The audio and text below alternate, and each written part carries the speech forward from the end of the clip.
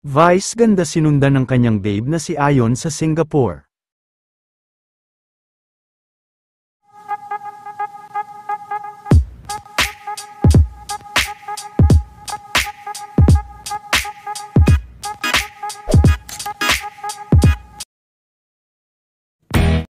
Matapos ang pangalawang beses na panunood ni Vice ng concert ni Lady Gaga sa Singapore, ay sinundan na nga ito ng kanyang babe na si Ayon Perez, at bukod kay Ayon Perez ay spotted din na sumunod sila Doc Tina Visceral patungo dito.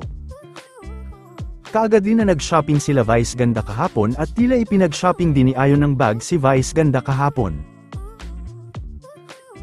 Expensive taste for my wife, yan nga ang naging post ni Ayon Perez.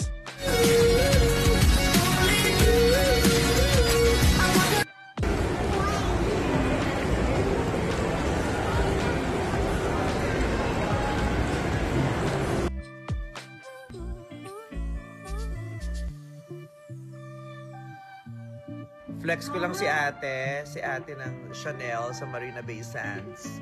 Brinaso niya yung bag na nasa manikin para mabili ko kasi wala nang stock, pero yung ang natitira na lang yung display sa mannequin na hindi daw pwedeng ibenta, pero brinaso niya. So, makukuha ko siya tonight. Of course for you. Thank you, ate. Ayan, puntahan niyo siya sa Chanel Marina Bay Sands. Thank you.